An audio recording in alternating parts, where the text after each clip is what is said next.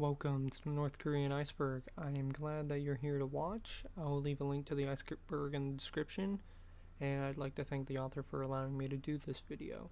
Anyways, let's get into it. Enjoy. The Korean War. The Korean War lasted a few years in the 1950s. It all started when North Korea invaded South Korea. Now this led to clashes between each country along their border, which was the 38th parallel. North Korea wanted to use militaristic means to reunite Korea under communist regime. Now, South Korea was capitalist and they didn't want that. So the United States and South Korea fought against the Soviet Union, China, and North Korea. Eventually, after 3 years, an armistice was agreed to on the 27th of July, 1953. And that marked the end of the Korean War. In my opinion, I think North Korea could wage war against South Korea any day, any moment, and at any time. North Korea just isn't predictable. Defectors.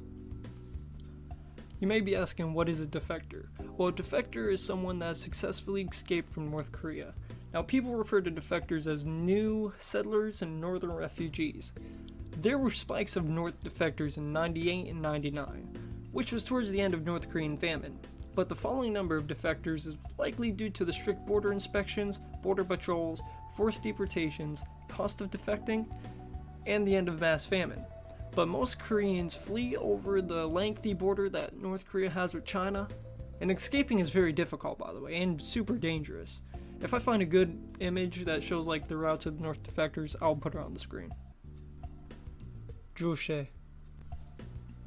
So Juche, hopefully I'm pronouncing that right, is the state ideology of North Korea and the official ideology of the Workers' Party of Korea. Now the concept is attributed to Kim Il-sung, which is North Korea's founder and first leader. There's 3 parts of Juche. First part is the philosophical principle, the second part, the socio-historical principles, and lastly the guiding principles of the Juche idea. North Korean Juche is a man-centered ideology, which puts man as the master of everything and decides everything.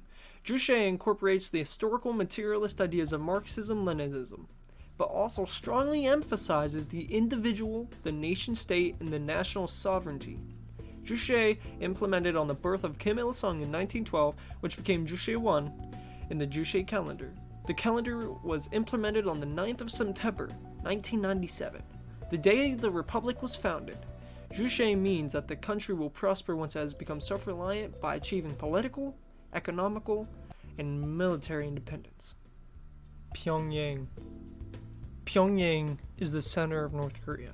It is the center of all of North Korea's political, industrial, and transportation within the country. This capital is also home to North Korea's major government institutions. Pyongyang is also sometimes labeled as the capital of the revolution. Pyongyang is located on the Taedong River, about 68 miles upstream from its mouth on the Yellow Sea. As of 2016, it has a population of 2.87 million people. Pyongyang is one of the oldest cities in all of Korea. It was the capital for 2 ancient Korean kingdoms, which were Gojoseon and Goguryeo. Hopefully I said those right. Pyongyang was founded in 1122 BC on the site of the capital of the king Daejong. I could go very deep into the lore and history of this one, but I have a whole iceberg to handle. Maybe I'll do a separate video of these kinds of things if anyone would want to see that. DMZ. DMZ is a shortened term for Demilitarized Zone. So, the DMZ in Korea is the border barrier that divides the peninsula in about half. This was established to suffice as a buffer zone between the two countries. People are allowed to actually go and visit this DMZ, and it's actually quite popular if you're visiting Korea. But, if you want to, people say it's a very unique place to visit, and it's unlike anywhere else in the world. Would you want to visit? Kim Jong-il. Kim Jong-il is known for leading Korea from 1994 to 2011. He ruled North Korea as a repressive, totalitarian dictatorship. He took over leadership during a period of catastrophic economic crisis during the dissolution of the Soviet Union. North Korea was dependent on the Soviets for food and other supplies. So without the Soviets, North Korea went into famine. Even when the famine ended, Food scarcity continued to be a problem through Kim Jong-il's tenure. Kim Jong-il was able to strengthen the role of his military, though, by his military-first policies. Kim Jong-il was called Dear Leader, by the way, to distinguish himself from his father Kim Il-sung, who was called Great Leader. In 2008, though, foreign observers assumed that Kim had either fallen ill or died due to his failure to appear at important events. A couple years later, in 2011, on December 19th, the North Korean government announced that Kim Jong-il had died 2 days earlier, where now Kim Jong-un could now succeed him. Kim Jong-un. Now, if you don't know who Kim Jong-un is, let me explain. Kim Jong-un is the current leader of North Korea. Kim Jong-un has been the current supreme leader of North Korea since 2011. I don't have much else to say about him. If anything comes up later in the Iceberg, I will go into better detail, but everyone should know who he is and what he's about. Kim Ju-ai. Kim Ju-ai, the young daughter of North Korean Supreme Leader Kim Jong-un and his wife Ri So-ju. His daughter was actually supposed to be born 2012 to 2013. She can be like 9 to 11 years old. We don't really know, but we know she exists. Now, Ri So-ju had been absent in North Korean media during 2012, which I think that's been attributed to the pregnancy of their daughter, but Kim Ju-ai is believed to have an older brother who was born in 2010 actually, and another sibling that was actually born as recent as 2017, but we don't know the gender of this baby. But Ju-ai's name became known outside North Korea when Dennis Rodman, who has a close personal relationship with Kim Jong-un because Kim Jong-un really likes basketball, Rodman actually identified her in an account of a visit he made to the country the previous year. Now, Kim Ju-ai appeared in public for the first time at a missile launch in November 2022. Since then, she made 5 public appearances by early February 2023. It is quite likely she is speculated to be chosen as her father's successor to be supreme leader. Now, that could make her the first ever woman to serve as supreme leader in North Korea, which would be a big milestone. I mean, I don't think there's been many other countries where a woman has actually been the leader of those countries. It'd be really cool to see that happen. I mean, I think so. But yeah, Kim Jong-un actually really likes basketball, and the reason he meets with Dennis Rodman and is friends with him is because Michael Jordan actually refused to meet with him. But I'll explain some of that later on in the Iceberg. What do you think? Do you think it'd be cool if a woman became the supreme leader of North Korea? I think it would. Tourism.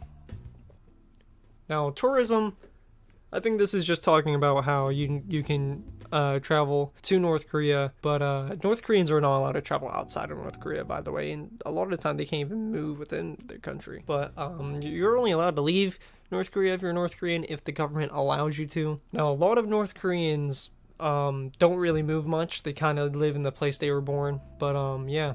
Americans are actually allowed to go. You just have to have a valid visa, and if you don't, you will be detained and or arrested. Now, North Korea actually opens its doors to all kinds of countries. There's people from Europe that go, Southeast Asia. A lot of the people that go there are actually, in fact, Chinese, and there's a few Japanese people that have gone to North Korea too. But yeah, you can tour in North Korea if you want. You just have to have everything necessary to visit there. Now, if you do visit and you're like American, or if you're European, you will probably get some odd looks from the people because you look very different from what they're used to. And it doesn't help the North Korean people are told how evil we are and that we eat babies and shit. But you know what? Go there if you want. Who's stopping you? Camps.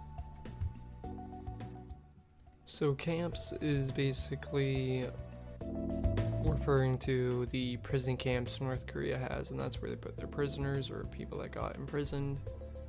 But yeah, there's about 15 to 25 camps in North Korea. Now, a range of 71,000 to 707,000 people are killed or otherwise die in North Korean camps. Now, in these camps, North Koreans will actually torture, give forced abortions, and will actually feed people insects for food because otherwise they're not going to eat anything. Now, there was someone who claimed to have been able to escape one of their prisons. Now, this is the only person I could find. There may be someone else, but Shin Dong-hyuk, he was born in Shinningun in November 19th, 1982 or 1980. But He is a North Korean-born human rights activist. Now, he claims to be the only prisoner to have successfully escaped from a total control zone grade internment camp in North Korea. Now, prisons in North Korea, or they're often known as North Korean gulags, have conditions that are unsanitary, life-threatening, and are comparable to historical concentration camps. A significant number of inmates have died each year since they are subject to torture and inhumane treatment. What do you think? Do you think that North Korean camps are basically concentration camps or gulags? What do you think? Chun-hee. Chun-hee is a North Korean news presenter for the North Korean Central Television. Now, she was born in 1943 in a poor family in Tongcheon. She studied performance arts at Pyongyang University of Theater and Film. She worked on screen from 1971 to 2012. She said she will now be working behind the scenes and training new and upcoming broadcasters when she talked about her retirement. Later in 2016, she came out of retirement actually to announce major news going on within the country. Also, Kim Jong-un even gave her a luxury house and toured her through it. If I find the video, I will link it down below. Moranbong. Moranbong is a North Korean girl band group. The original members were selected by the Supreme Leader Kim Jong-un. This group has made their debut July 6, 2012. They perform interpretive styles of pop, rock, and fusion music. They are the first ever all-girl band from North Korea. They have originally 20 members, but only 6 of them are singers. The rest play instruments.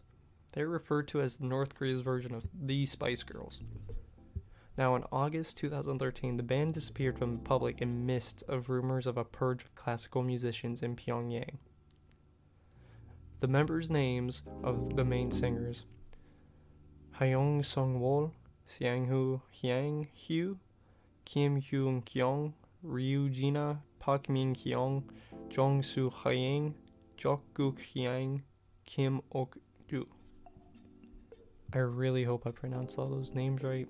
I apologize if I didn't. I am not very fluent in Korean. Switzerland education. Now, I think this topic refers to the years Kim Jong-un spent in Switzerland for his schooling.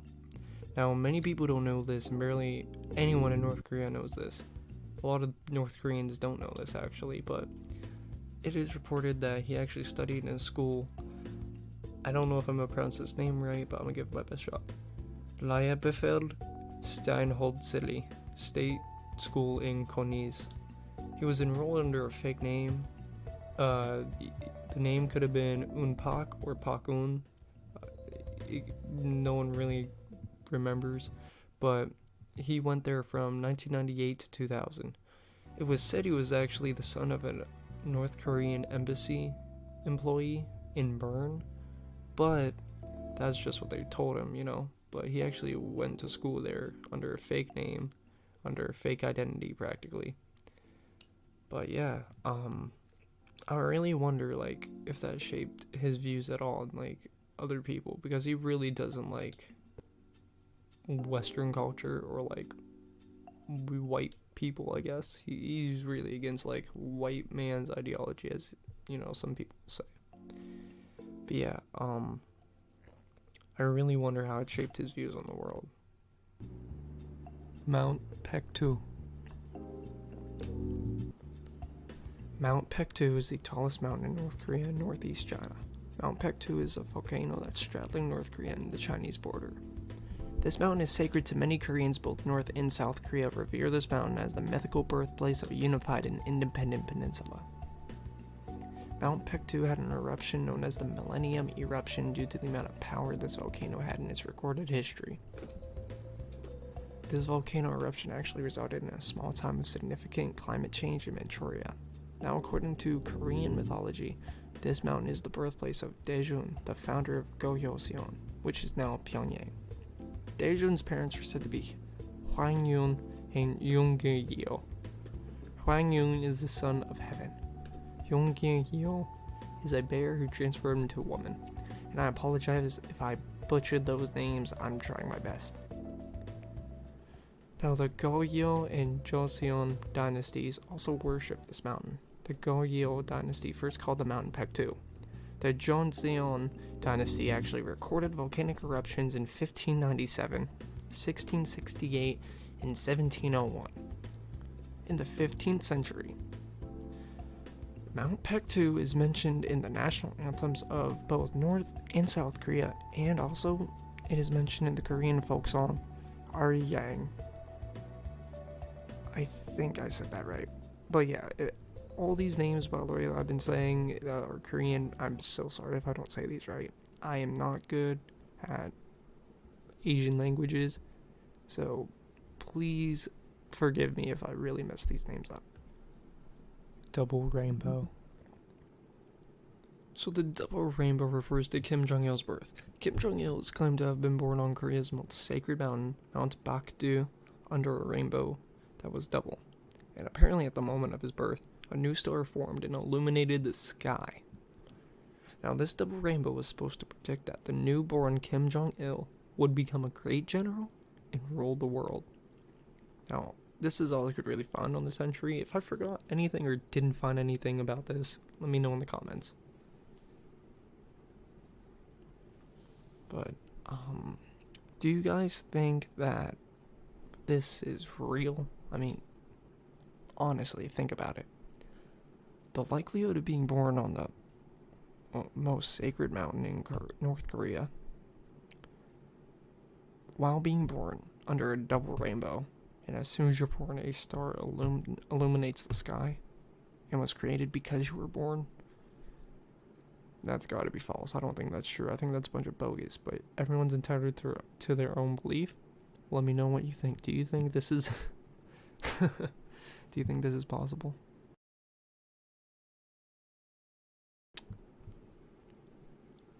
Hey, if you're actually still listening, thanks for making it this far. This is my first ever YouTube video, my first ever chance at making a YouTube video. I don't have great equipment, I don't have a lot of experience, nor do I have a lot of skill. But thanks for watching, I hope you enjoyed.